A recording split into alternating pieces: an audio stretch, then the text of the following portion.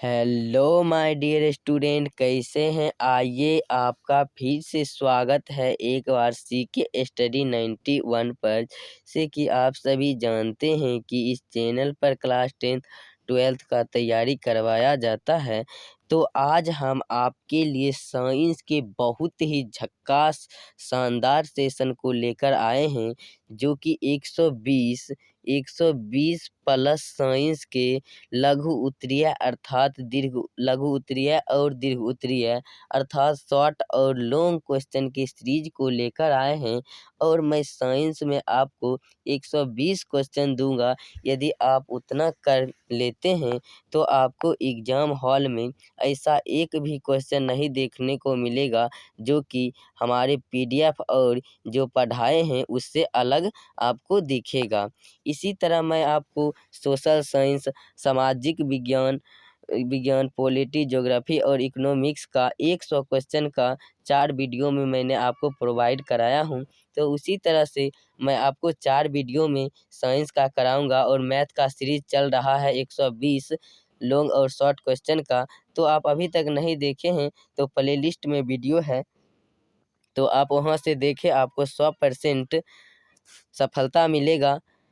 यदि आप new student हैं तो आप हमारे चैनल को सब्सक्राइब कर सकते हैं। तो चलिए आज का सेशन को प्रारंभ करते हैं। तो बहुत ही शानदार क्वेश्चन है फर्स्ट नंबर क्वेश्चन, जो कि बिहार बोर्ड हमेशा टारगेट करती रहती है। और ये सभी क्वेश्चन बहुत एनालिसिस के बाद बनाया जाता है और इसका आंसर बहुत सटीक और आसान भाषा में लिखा जाता है। यदि आप इस तरह से लिख देते हैं तो आपके एग्ज़ाम हॉल में एग्जामिनर आपको नंबर देते वक्त बहुत खुशी से आपको नंबर देंगे। तो चलिए फर्स्ट नंबर क्वेश्चन को देखते हैं। कहता है नाभिकीय संलयन किसे कहते हैं। नाभिकीय संलयन, और यहाँ पर एक क्वेश्चन और इम्पोर्टेंट हो जाता है, नाभिकीय विखंडन किसे कहते हैं। नाभिकीय संलयन यहाँ पर दिया हुआ है, तो चलिए नाभिकीय संलयन को पहले समझते हैं, उसके बाद आपको मैं नाभिकीय विखंडन को भी समझा दूंगा। तो मैं आपको क्वेश्चन का आंसर सिर्फ बताने नहीं आया हूँ, मैं आपको क्वेश्चन का आंसर याद करवाने के लिए आया हूँ। ऐसे तो आपको पीडीएफ देते आप ये याद कर लेते, तो मैं आपको याद किस तरह से कराया जाए उस तरह से मैं आपको लेकर आया हूँ सेशन को। तो कहता नाभिकीय संलयन किसे कहते हैं। तो ऐसी नाभिकीय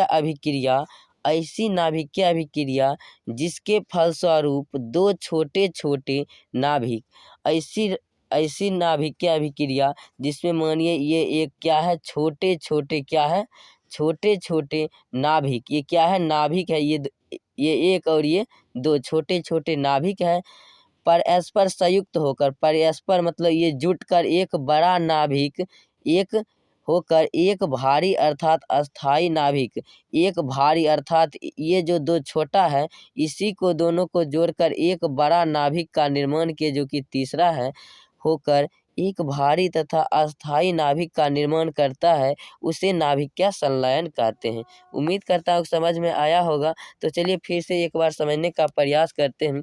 तो नाभिकीय संलयन उसे कहते हैं जिसमें दो छोटे छोटे अणु या इससे भी अधिक अणु मिलकर एक बड़ा अणु का निर्माण करता है, जो कि क्या होता है, परस्पर संयुक्त होकर भारी, ये जो बड़ा बना वो क्या हो जाएगा, भारी हो जाएगा, क्योंकि ये छोटा छोटा कम वजन का है और यह एक इस तीनों को मिलाकर एक बड़ा बनाया जाएगा, तो ये क्या हो जाएगा, सबसे बड़ा हो जाएगा और भारी तथा अस्थाई नाभिक का निर्माण करता है। तो उसे हम क्या कहते हैं, उसे हम नाभिकीय संलयन कहते हैं। यहाँ पर नाभिकीय थोड़ा लिखने में गलती हो गया है, तो आप इस तरह से लिख सकते हैं नाभिकीय।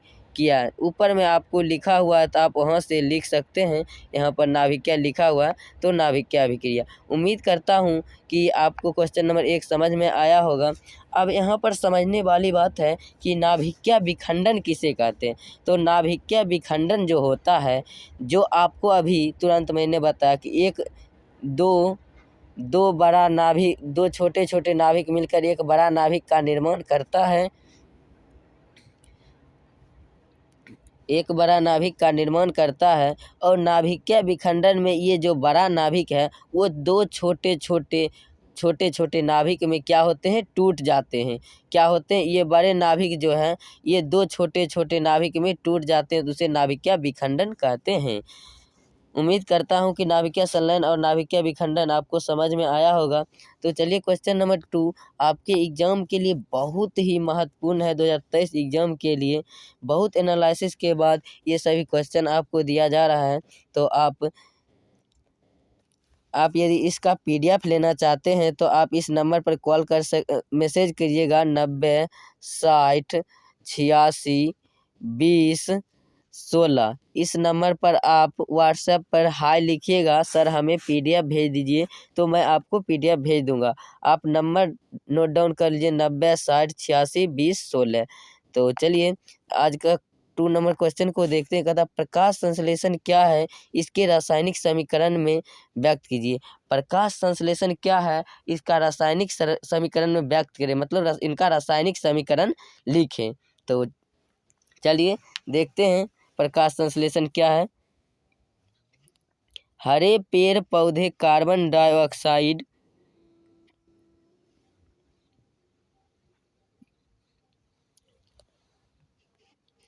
जल तथा क्लोरोफिल के द्वारा सूर्य की प्रकाश की उपस्थिति में ग्लूकोज का निर्माण करती है, तो इस प्रक्रिया को प्रकाश संश्लेषण कहते हैं।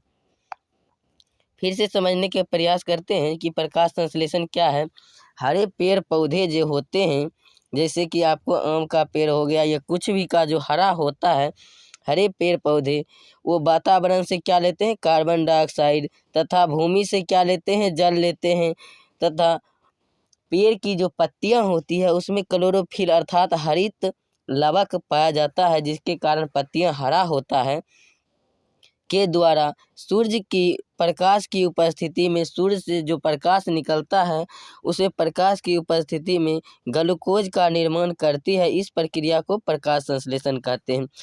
कहता है कि हरे पेड़ पौधे हरे पेड़ पौधे कार्बन डाइऑक्साइड कहाँ से लेता है, तो वो वातावरण से लेता है या वायुमंडल से लेता है, जड़ से लेता है अर्थात भूमि से लेता है, क्लोरोफिल पेड़ के पत्तियों में रहता है, इसे हिंदी में हरित लवक कहते हैं, के द्वारा सूर्य की प्रकाश के उपस्थिति में अर्थात पौधा सूर्य की प्रकाश के उपस्थिति में अपना भोजन क्या बनाते हैं, ग्लूकोज का निर्माण करती है। तो इस प्रक्रिया को प्रकाश संश्लेषण कहते हैं। उम्मीद करता हूँ कि आपको समझ में आया होगा।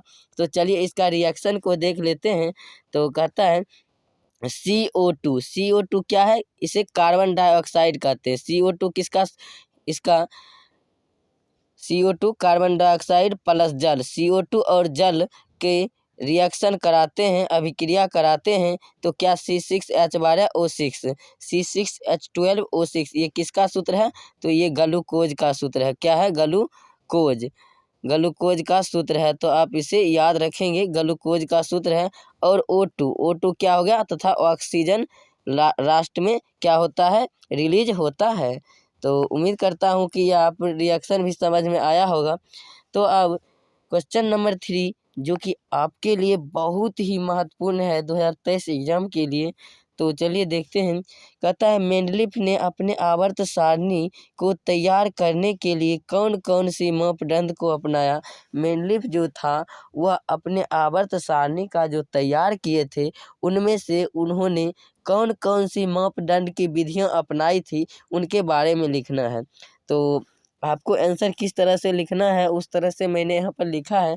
मेंडलीफ ने अपने आवर्त सारणी के तैयार करने के लिए निम्नलिखित मापदंड को अपनाए थे। तो फर्स्ट नंबर है, कहता है तत्वों की परमाणु द्रव्यमान के बढ़ते हुए क्रम में सजाया। फर्स्ट नंबर ऑप्शन कह रहा है, समझने का प्रयास कीजिएगा। तत्वों को परमाणु द्रव्यमान के बढ़ते हुए क्रम में, तत्वों का जो तत्व का क्रम इस तरह से सजाया गया था कि उसके द्रव्यमान, परमाणु के जो परमाणु यानी अर्थात तत्व हैं उनके द्रव्यमान के बढ़ते हुए क्रम में सजाया गया था। जैसे हाइड्रोजन, हीलियम, लिथियम, इस तरह से बढ़ते हुए उनके द्रव्यमान के बढ़ते हुए क्रम में सजाया गया था। अब पॉइंट नंबर 2 कहता है समान गुणधर्म वाले तत्व को एक समूह में रखने का प्रयास किया गया था। जो समान गुणधर्म था, एक जैसी काज जिनकी थी, उनको एक समूह अर्थात वर्ग में रखा गया था, तो आप कमेंट करके बताएंगे कि आवर्त सारणी में आवर्त की संख्या कितनी होती है और समूह या वर्ग की संख्या कितनी होती है। तो आवर्त की संख्या कितनी होती है आप कमेंट करके ज़रूर बताएंगे, और समूह की संख्या कितनी होती है। तो चलिए मैं आपको समूह की संख्या बता देता हूँ, 18 होता है, और आवर्त की संख्या कितनी होती है तो आप कमेंट करके ज़रूर बताएंगे। तो चलिए अगले पॉइंट को देखते हैं। पॉइंट नंबर 2 तक मैंने देख चुका हूँ, और पॉइंट नंबर 3 कहता है तत्वों को हाइड्रोजन एवं ऑक्सीजन ऑक्साइडों तत्वों का हाइड्रो एवं ऑक्साइडों अणुसूत्र के मूलभूत गुणधर्म मानकर तत्वों को वर्गीकृत किया गया। तत्वों को क्या मानकर वर्गीकृत किया गया है? तत्वों को हाइड्राइड्रो एवं ऑक्साइड्राइडों के अणुसूत्र के मूलभूत गुणधर्म नामक तत्व के वर्गीकरण किया गया है। उम्मीद करता हूँ कि क्वेश्चन नंबर 3 भी आपको समझ में आया होगा। तो चलिए क्वेश्चन नंबर 4, जो कि आपके एग्जाम के लिए वेरी इम्पोर्टेंट है, तो देखते हैं। आयोडीन की कमी से कौन सी बीमारी होती है तथा कैसे? आयोडीन की कमी से कौन सी बीमारी होती है तथा कैसे हो जाती है, तो इसे देखने का प्रयास करते हैं। कहता है आयोडीन की कमी के कारण घेंघा नामक रोग होता है। आयोडीन की कमी, यदि आपके शरीर में आयोडीन अर्थात NaCl या नमक की कमी हो जाता है, नमक की मात्रा की कमी हो जाती है, तो आपको घेंघा नामक रोग हो जाएगा। आयोडीन की कमी के कारण कहता है तथा कैसे हो जाता है। आयोडीन कमी हो जाता है तो कैसे होता है? तो आयोडीन की कमी के कारण अर्थात नमक की कमी के कारण थायरॉक्सिन नामक हार्मोन, हमारे शरीर में थायरॉक्सिन नामक हार्मोन का क्या होता है? स्राव होता है। जो थायरॉक्सिन नामक हार्मोन उचित मात्रा में स्राव नहीं होता है, जो कि कौन हार्मोन? थायरॉक्सिन नामक हार्मोन जितना उसको स्राव होना चाहिए उतना स्राव नहीं होता है, अर्थात जितना उनको निकलना चाहिए, जितना उसका उत्पादन होना चाहिए उतना उत्पादन नहीं हो पाता है, जिससे थायराइड ग्रंथि का आकार काफ़ी बढ़ जाता है। थायरॉक्सिन नामक हार्मोन जितना रिलीज होना चाहिए उतना नहीं रिलीज होता है, जिसके कारण थायराइड ग्रंथि का आकार क्या हो जाता है? बहुत बढ़ जाता है। तो अर्थात काफ़ी बढ़ जाता है, जिसके फलस्वरूप गले में सूजन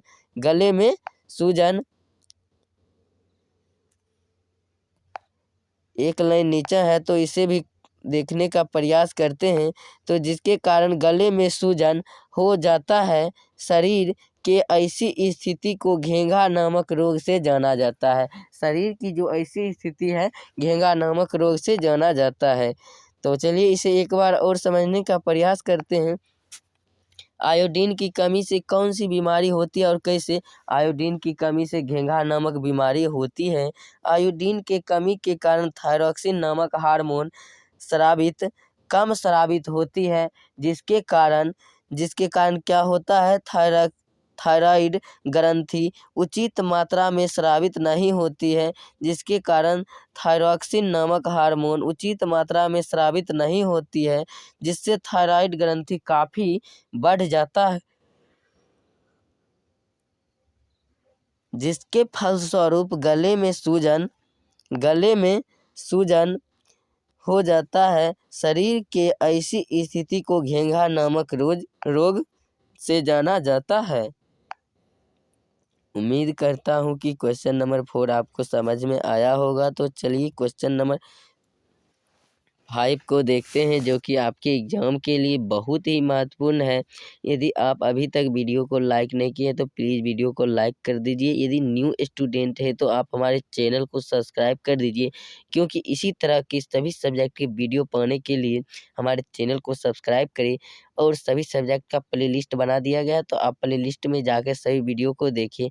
और यदि आप PDF लेना चाहते हैं तो हमारे कॉन्टैक्ट नंबर 90 60 86 20 16 इस पर आप व्हाट्सएप पर मैसेज करेंगे, कॉल करेंगे, कॉल नहीं उठाया जाएगा, मैसेज करेंगे तो आपको मैं पीडीएफ भेज दूंगा।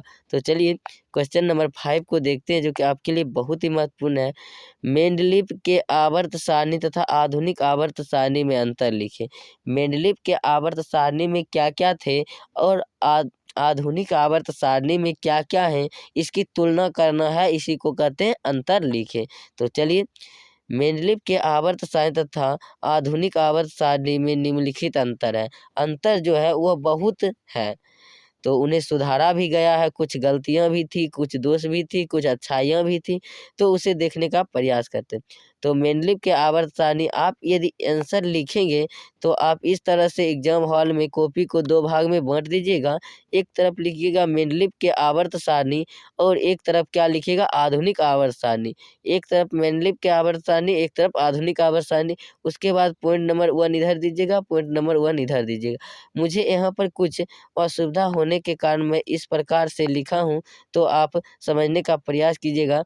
तो मेंडलीव के आवर्त सारणी को पहले समझने का प्रयास करता हूँ, उसके बाद आधुनिक आवर्त सारणी को समझूंगा। तो चलिए, मेंडलीव के आवर्त सारणी, यह तत्व के परमाणु द्रव्यमान पर आधारित है। मेंडलीव के आवर्त सारणी में यह क्या था, तत्व के परमाणु द्रव्यमान पर आधारित था, लेकिन आधुनिक आवर्त सारणी में परमाणु संख्या पर आधारित है। जो कि अभी चल रहा है वह कहता आधुनिक तत्व परमाणु संख्या पर आधारित है।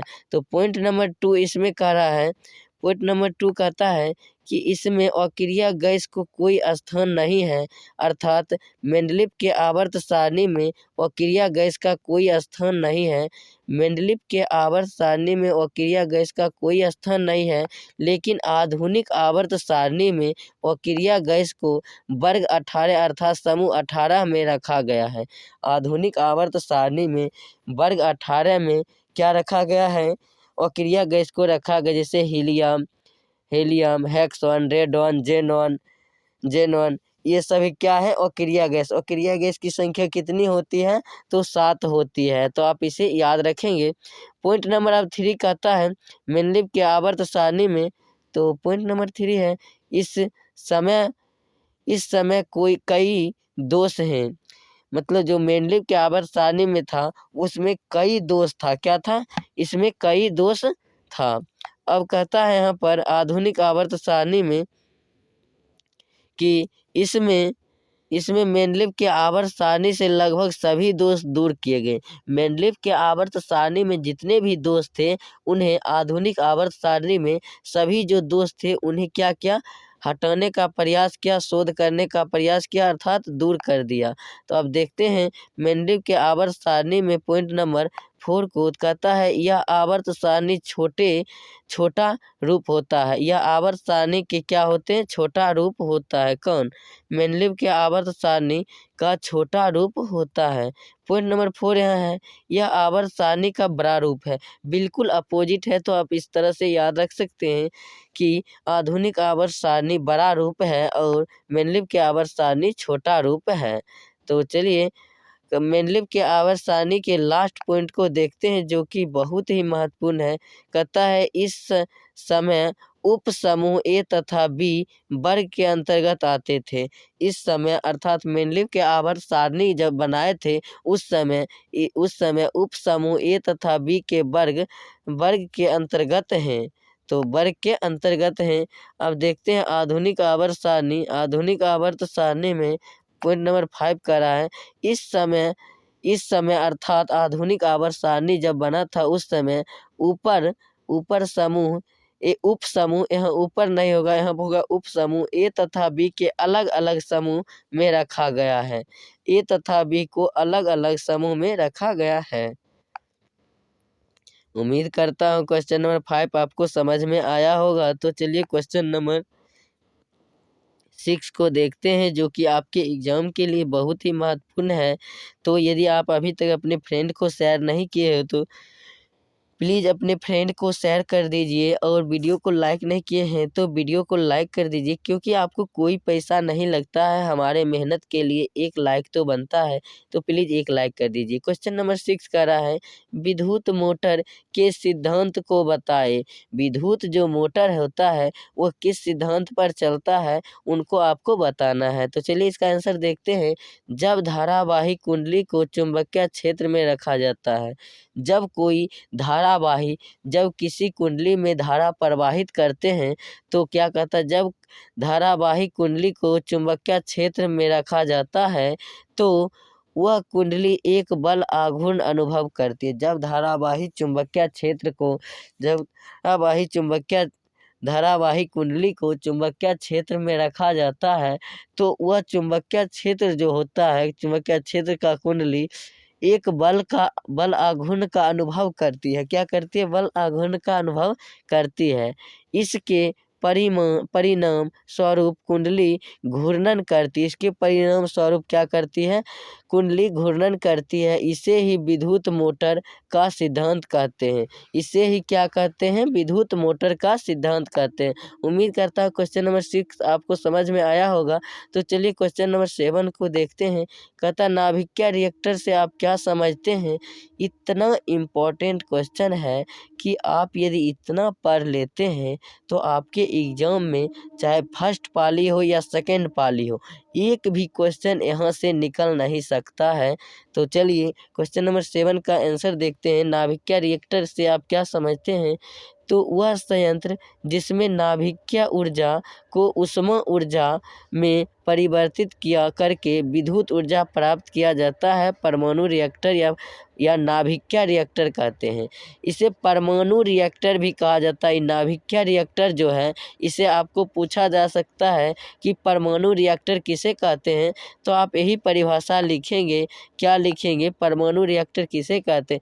वह संयंत्र जिसमें नाभिकीय ऊर्जा, यहाँ पर आप समझने का प्रयास कीजिएगा, नाभिकीय ऊर्जा को ऊष्मा ऊर्जा में परिवर्तित करके विद्युत ऊर्जा प्राप्त किया जाता है, तो उसे क्या कहते हैं?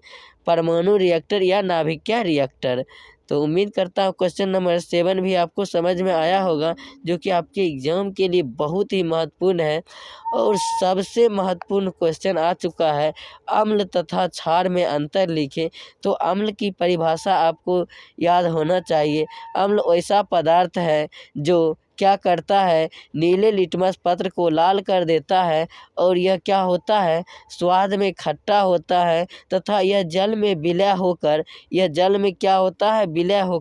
हाइड्रोजन प्लस आयन देता है। हाइड्रोजन प्लस आयन अर्थात H प्लस आयन देता है। तो चलिए अम्ल तथा क्षार में अंतर को देखते हैं। तो अम्ल तथा क्षार में अंतर निम्नलिखित है। जिस प्रकार से मैं लिख रहा हूँ उस प्रकार से आप अपने एग्जाम हॉल में लिखेंगे तो आपको बहुत ही बेनिफिट मिलेगा और फुल मार्क्स मिलेगा। आप इस तरह से बांट लीजिएगा, इधर अम्ल लिखिएगा, इधर क्षार लिखिएगा। तो पॉइंट नंबर 1 है, इसका स्वाद खट्टा होता है, लेकिन भस्म अर्थात क्षार का स्वाद कड़वा या तीखा होता है। पॉइंट नंबर 2 है, यह नीले लिटमस पत्र को लाल कर देता है, लेकिन क्षार लाल लिटमस पत्र को नीला कर देता है। पॉइंट नंबर 3 है, यह जल में विलय होकर हाइड्रोजन प्लस आयन देता है, लेकिन क्षार जल में विलय होकर हाइड्रोजन निगेटिव हाइड्रोक्साइड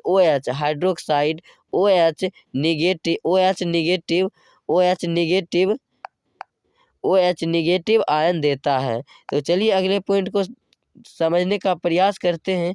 तो अगला पॉइंट नंबर 4 है, इसका pH मान 7 से कम होता है। अम्ल जो होता है उसका pH मान 7 से कम होता है, तथा 7 से अधिक जिसका pH मान होता है उसे क्षार कहते हैं। तो अब क्षार में आप लिखिएगा, तो क्षार का pH मान 7 से अधिक होता है। और उदासीन विलयन का pH मान 7 होता है, जल का pH मान 7 होता है, खून का pH मान 7.4 होता है।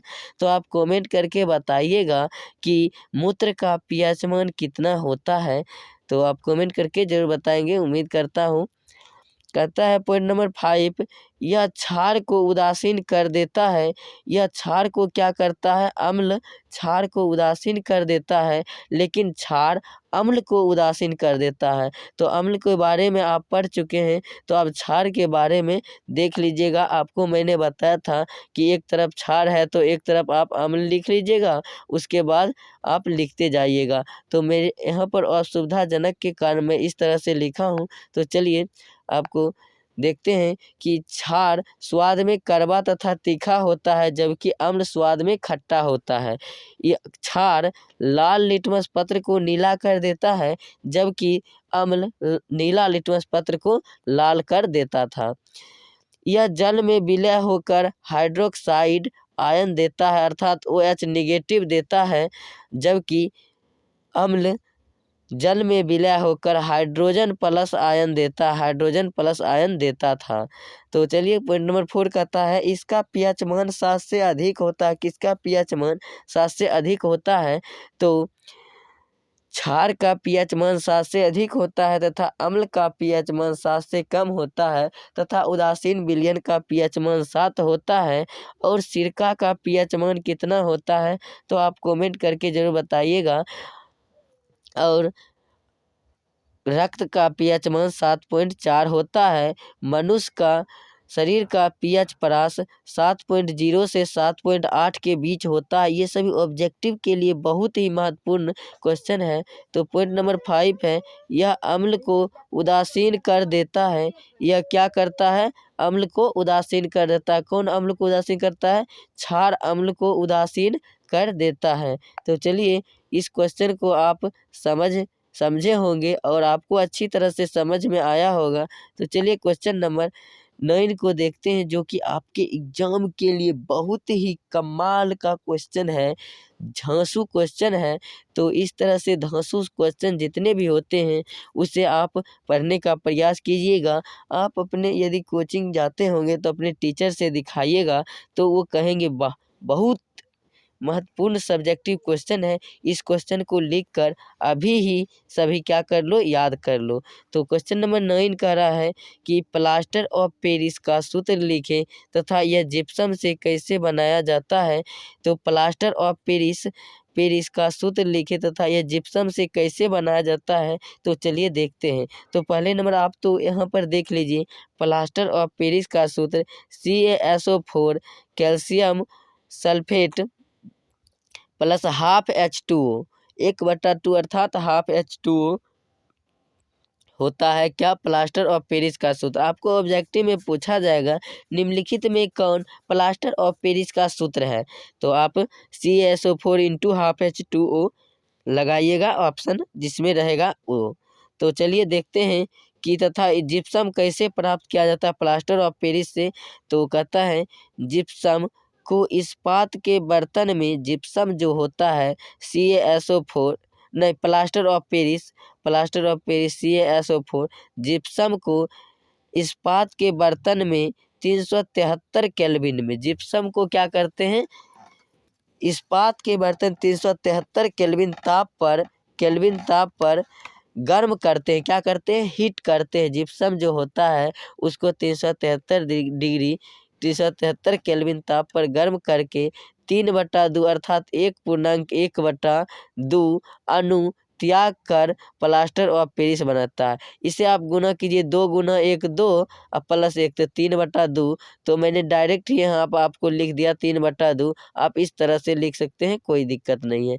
तो कहता है कि जिप्सम, फिर से आपको रब करके समझाने का प्रयास करता हूँ कि जिप्सम को इस्पात के बर्तन में 373 केल्विन ताप पर गर्म करके 3/2 अणु त्याग कर प्लास्टर ऑफ पेरिस का क्या करता है? निर्माण करता है। तो उम्मीद करता हूँ क्वेश्चन नंबर 9 समझ में आया होगा। तो अब इसके रिएक्शन देख लेते हैं।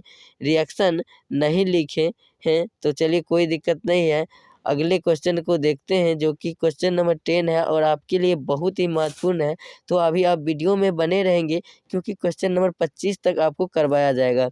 तो क्वेश्चन नंबर 10 कहता है उदासीनीकरण अभिक्रिया क्या है। आपको मैं क्वेश्चन सिर्फ लिखाने नहीं आया हूँ, मैं आपको याद करवाने के लिए आया हूँ, तो आपको टाइम लगेगा। तो चलिए क्वेश्चन नंबर 10 है, कहता वह अभिक्रिया जिसमें अम्ल तथा क्षार के अभिक्रिया वह रासायनिक अभिक्रिया जिसमें अम्ल तथा क्षार के अभिक्रिया के फलस्वरूप अम्ल तथा क्षार क्या करता है, अभिक्रिया करता है, जिसके फलस्वरूप जल तथा लवण का निर्माण करता है। अम्ल HCl हाइड्रोक्लोरिक, ये क्या है, अम्ल है। ये क्या है, HCl क्या है, अम्ल है। क्या है, अम्ल है। HCl अम्ल है तथा NaCl सोडियम हाइड्रोक्साइड, ये क्या है, क्षार है। ये क्या है, क्षार है, जिससे रिएक्शन कराते हैं, अभिक्रिया के फलस्वरूप जल तथा लवण बनता है। जल इधर H2 हो गया तो ये जल बन गया, और NaCl ये क्या बन गया, ये लवण बन गया। NaCl क्या है, लवण है, जो कि NaCl नमक होता है, सोडियम क्लोराइड, तो इसे क्या कहते हैं। तो उम्मीद करता हूँ क्वेश्चन नंबर 10 आपको समझ में आया होगा। उदासीनीकरण अभिक्रिया क्या है, वह रासायनिक अभिक्रिया जिसमें अम्ल तथा क्षार से अभिक्रिया करने के फलस्वरूप जल तथा लवण का निर्माण होता है, उसे उदासीनीकरण अभिक्रिया। ये अम्ल है, ये क्या है, क्षार। अम्ल तथा क्षार दोनों क्या करता है, रिएक्शन करता है। आप अपने रफ में बनाइएगा तो यहाँ पर इस तरह से एरो कर लीजिएगा।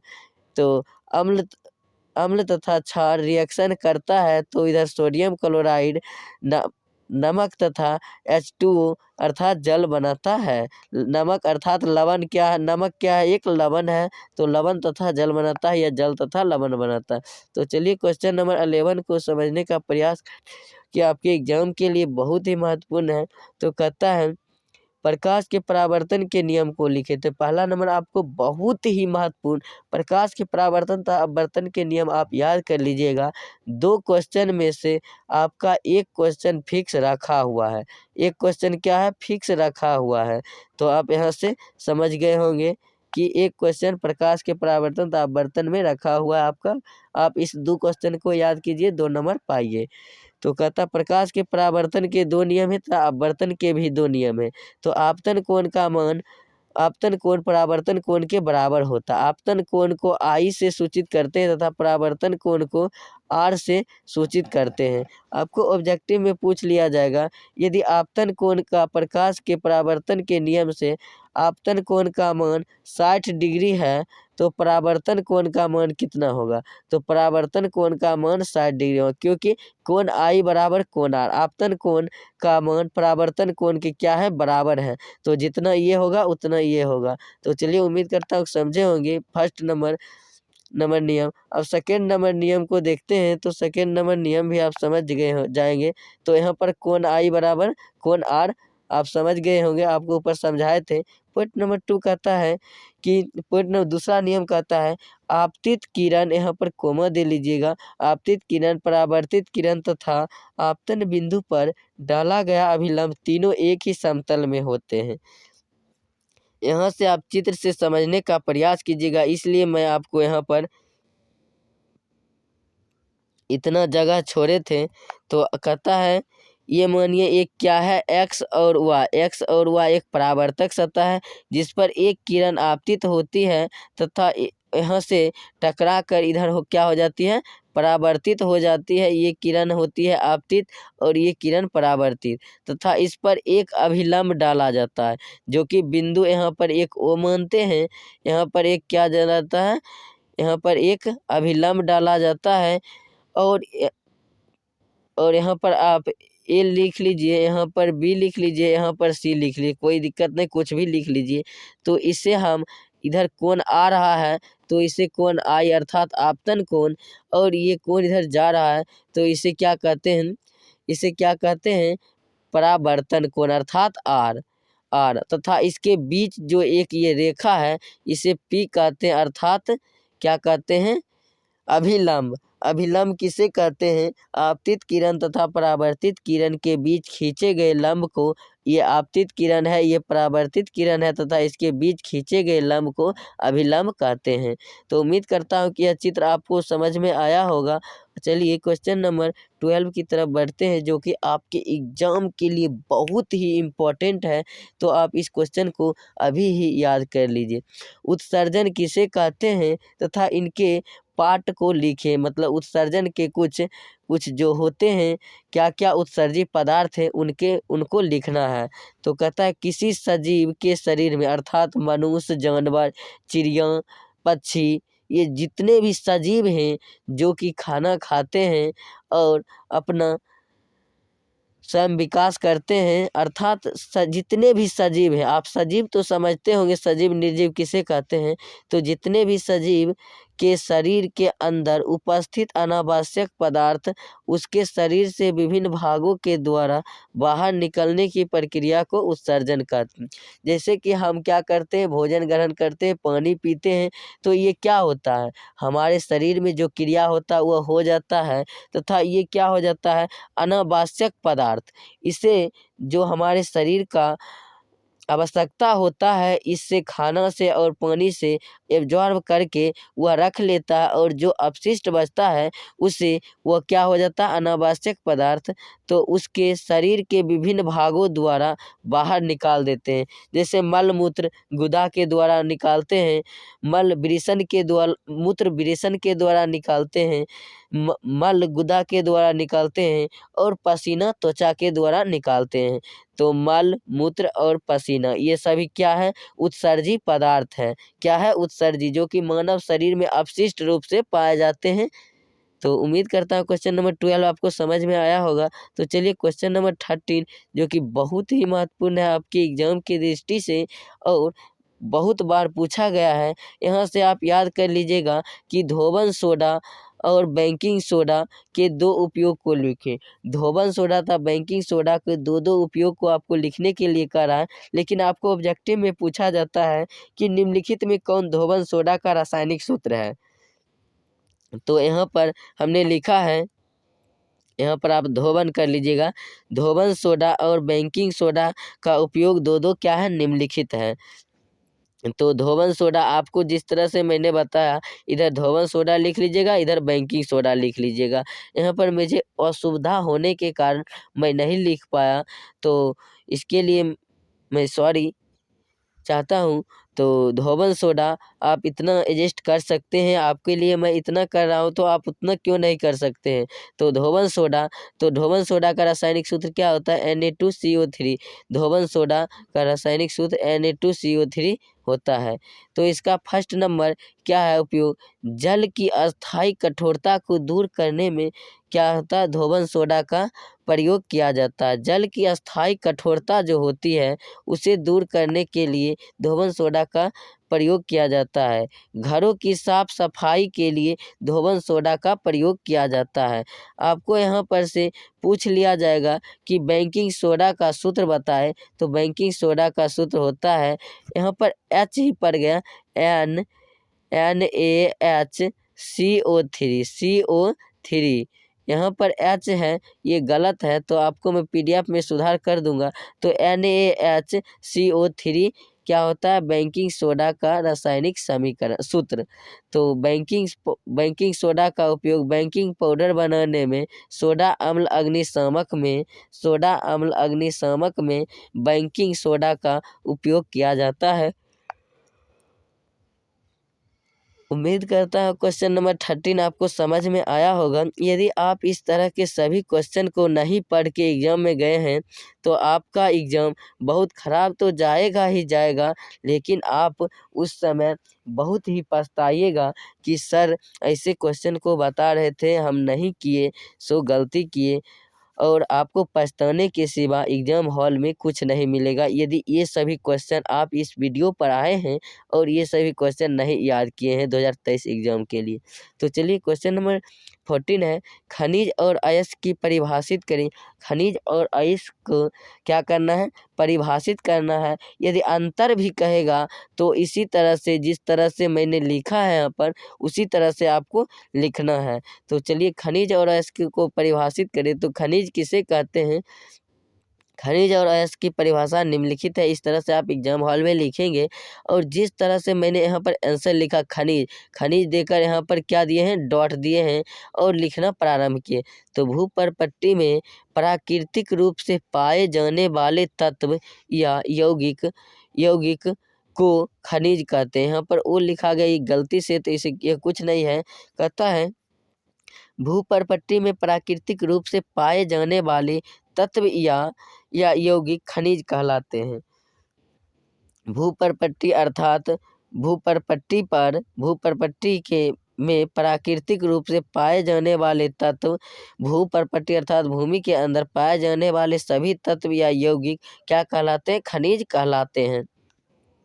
तो अयस्क किसे कहते हैं, तो वे खनिज जिनसे धातु आसानी से तथा कम खर्च में प्राप्त किया जा सकता है उसे क्या कहते हैं, अयस्क कहते हैं। वैसे पदार्थ जिसमें से धातु आसानी से प्राप्त किया जा सकता है तथा बहुत ही कम खर्च लगे और उसे आसानी से प्राप्त किया जा सकता है उसे अयस्क कहते हैं। उम्मीद करता हूँ क्वेश्चन नंबर 14 भी आपको समझ में आया होगा, जो कि आपके एग्जाम के लिए बहुत ही महत्वपूर्ण है।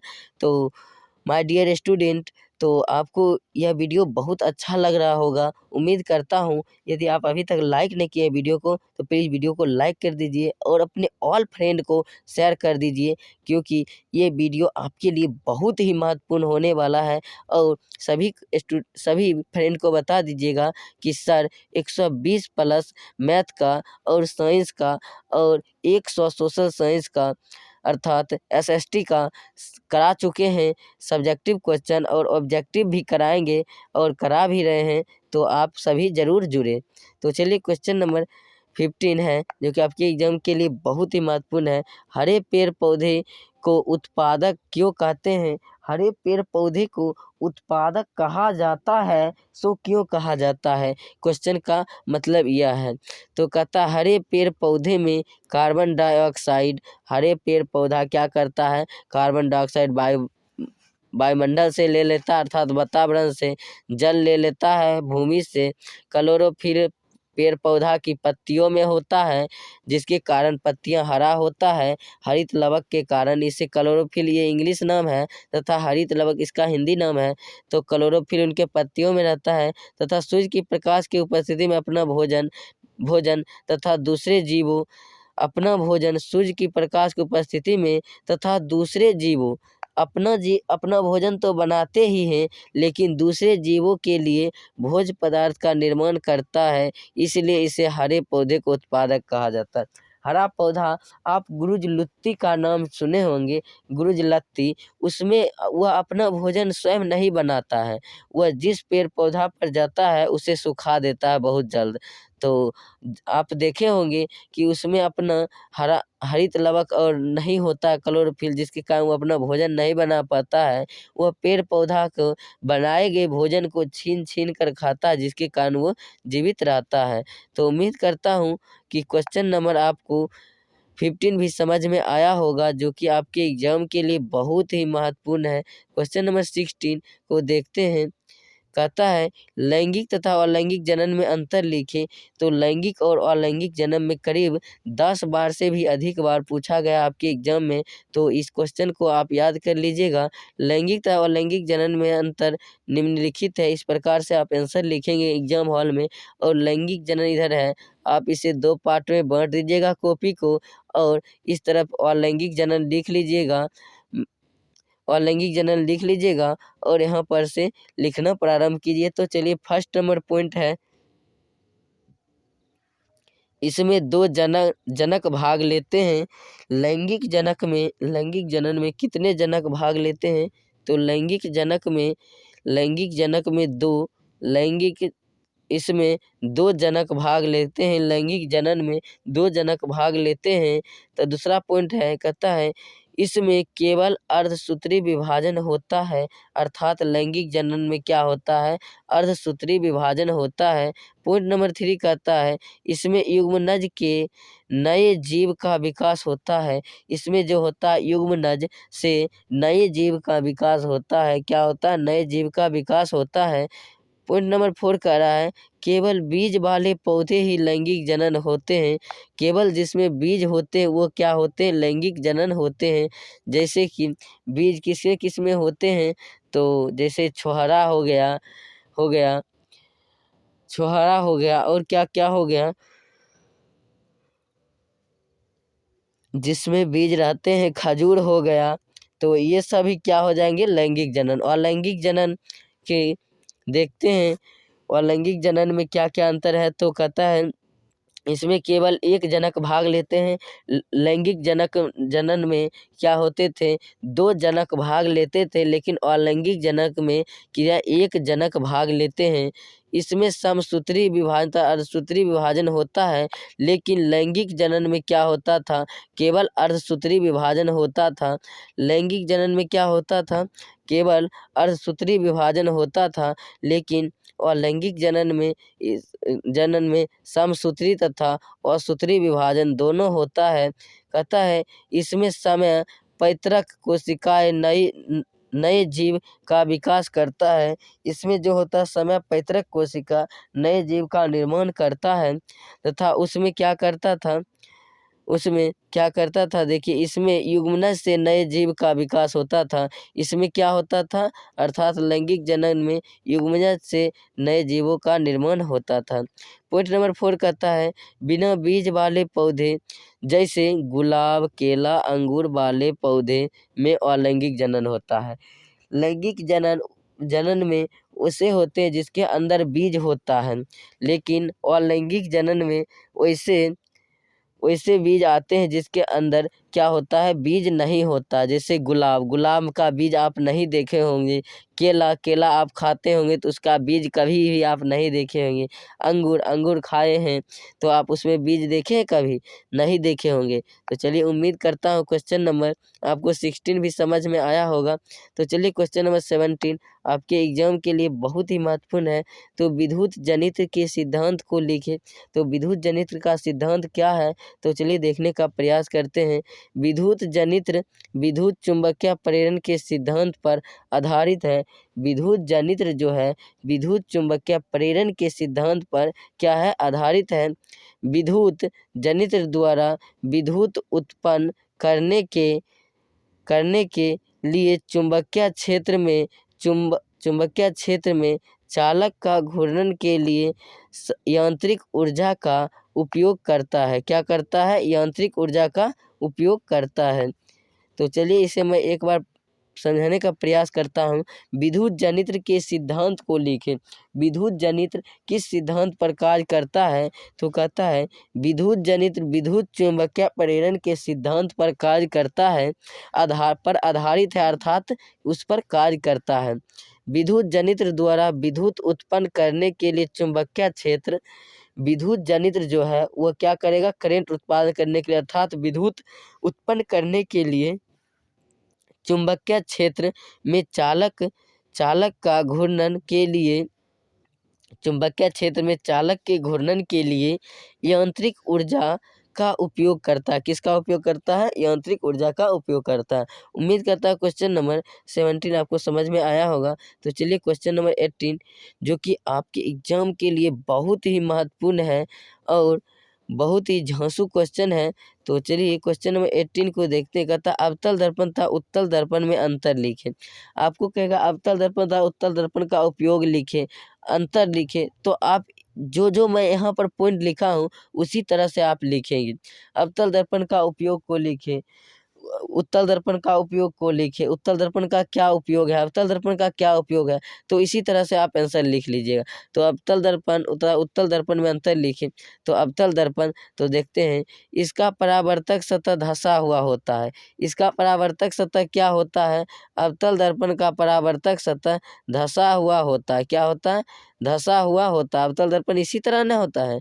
तो आप कमेंट करके बताइएगा कि अवतल दर्पण का परावर्तक सतह क्या होता है, धंसा हुआ होता है।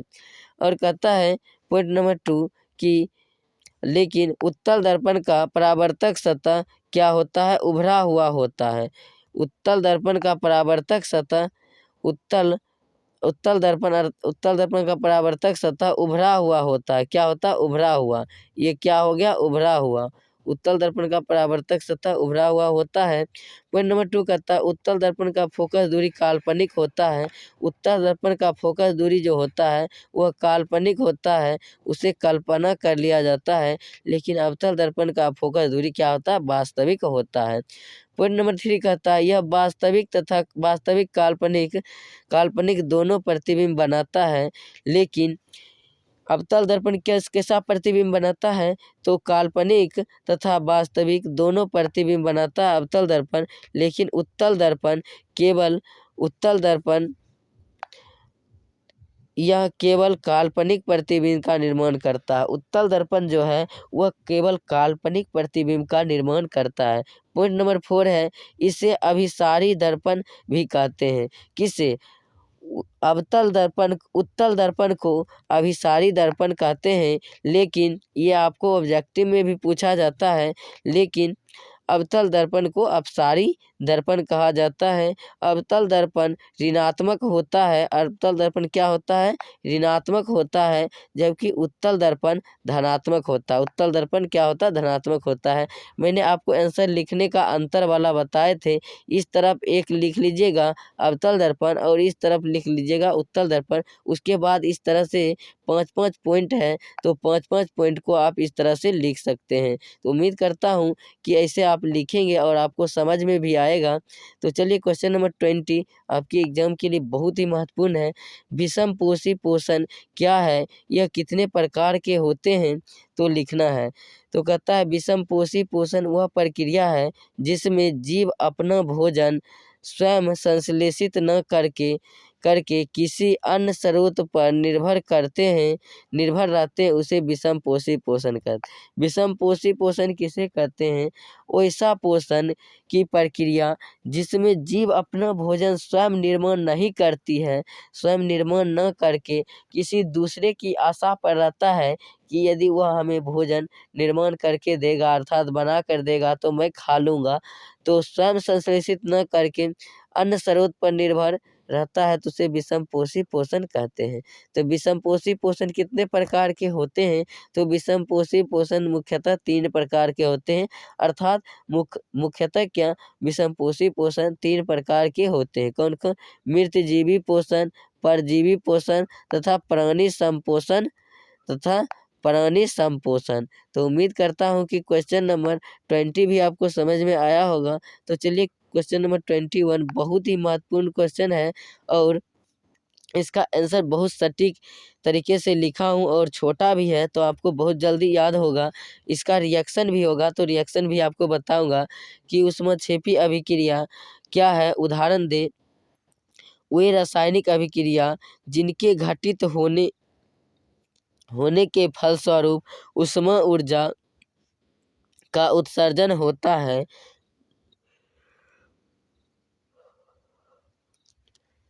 वे रासायनिक अभिक्रिया जिसके घटित होने के फलस्वरूप ऊष्मा ऊर्जा का उत्सर्जन होता है, उसे ऊष्मक्षेपी अभिक्रिया कहते हैं। किसका? ऊष्मक्षेपी अभिक्रिया कहते हैं। ऊष्मा ऊर्जा का क्या होता है? उत्सर्जन होता है, उसे ऊष्मक्षेपी अभिक्रिया कहते हैं। तो चलिए रिएक्शन से समझने का प्रयास करते हैं। CH4 यह क्या है? मीथेन का सूत्र है। क्या है? मीथेन की अभिक्रिया O2 अर्थात ऑक्सीजन से कराते हैं। तो मीथेन की अभिक्रिया ऑक्सीजन से कराते हैं। मीथेन की अभिक्रिया ऑक्सीजन के साथ कराते हैं तो जल H2O अर्थात जल तथा कार्बन डाइऑक्साइड CO2 और ऊष्मा ऊर्जा, आपको बताए थे कि ऊष्मा ऊर्जा का रिलीज होता है अर्थात निर्माण होता है। तो यहाँ पर आप देख लीजिए, कहता है वे रासायनिक अभिक्रिया जिससे घटित होने के फलस्वरूप ऊष्मा ऊर्जा उत्पन्न होती है, ऊष्मक्षेपी अभिक्रिया कहलाता है। मेनली है यहाँ पर ऊष्मा ऊर्जा क्या हो रहा है? रिलीज हो रहा है, तो इसे ऊष्मक्षेपी ऊर्जा कहेंगे। उम्मीद करता हूँ क्वेश्चन नंबर 21 आपको समझ में आया होगा। तो चलिए क्वेश्चन नंबर 22 है जो कि आपके एग्जाम के लिए बहुत ही महत्वपूर्ण और इस तरह से आंसर लिख कर लाए हैं जो कि आप 1 से 2 बार पढ़ेंगे तो आपको याद हो जाएगा। दीर्घ दृष्टि दोष क्या है? दीर्घ दृष्टि दोष को दूरदृष्टि दोष कहते हैं। तो आप समझने का प्रयास कीजिएगा। इसे दूर करने के लिए किस प्रकार के लेंस का उपयोग किया जाता है? तो सबसे पहले दीर्घ दृष्टि दोष किसे कहते हैं, तो समझने का प्रयास करते हैं। नेत्र गोलक का छोटा होने के कारण आँख का लेंस नज़दीक की वस्तुओं का प्रतिबिंब रेटिना के पीछे बनता है। आँख दूरदृष्टि दोष में क्या होता है? नेत्र गोलक का छोटा हो जाता है, जिसके कारण आँख लेंस नज़दीक की वस्तुओं को साफ-साफ क्या करता है? नहीं देख पाता है। इसलिए आँख नज़दीक की वस्तुओं को साफ-साफ नहीं देख पाता है और दूर की वस्तुओं को साफ-साफ देख लेता है। अर्थात दूरदृष्टि दोष वाले व्यक्ति हैं तो उन्हें दूर की ही वस्तु दिखाई देगा। निकट दृष्टि दोष वाले व्यक्ति हैं तो उनका निकट की वस्तु दिखाई देगा लेकिन दूर की वस्तु नहीं दिखाई देगा। तो इसलिए दीर्घ दृष्टि दोष को दोष या दूरदृष्टि दोष कहते हैं। तो चलिए इसे एक बार और समझने का प्रयास करते हैं। तो नेत्र गोलक का छोटा होने के कारण आँख का लेंस नेत्र का जो गोलक होता है उसका छोटा होने के कारण आँख लेंस के नज़दीकी वस्तुओं का प्रतिबिंब रेटिना के पीछे बनता है। आपको समझ में आ रहा होगा कि रेटिना किसे कहते हैं, तो उस रेटिना के क्या कहाँ बनता है? पीछे बनता है। इसलिए आँख नज़दीक की वस्तुओं को नहीं देख पाते हैं। इसलिए आँख जो है वह नज़दीक की वस्तुएं जितने होती हैं उन्हें नहीं देख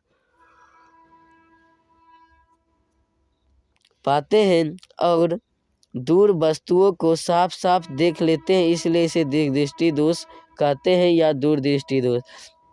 आपको 2 नंबर में 2 नंबर लेना है, 1 नंबर नहीं। सभी बच्चे आजकल लिखते हैं वैसा दृष्टि दोष जिससे में दृष्टि दोष से ग्रसित व्यक्ति को दूर की वस्तु साफ-साफ दिखाई देती है लेकिन नज़दीक की वस्तु साफ-साफ दिखाई नहीं देती है, उसे दीर्घ दृष्टि दोष या दूरदृष्टि दोष कहते हैं।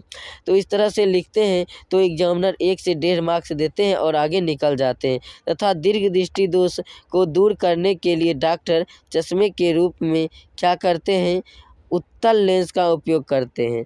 अर्थात दूर क्या है? दूर में कितने वर्ण हैं? तो 1 और 2, 1 और 2, 2 वर्ण हैं तो 3 वर्ण वाले लेंस होंगे। क्या होंगे? 3 वर्ण वाले लेंस अर्थात उत्तल लेंस। और यहीं पर आपको आ जाता निकट, क्या? निकट दृष्टि दोष। निकट दृष्टि दोष में निकट की वस्तु साफ-साफ दिखाई देगा लेकिन दूर की वस्तु स्पष्ट रूप से नहीं दिखाई देगा, तो उसे निकट दृष्टि दोष कहते हैं।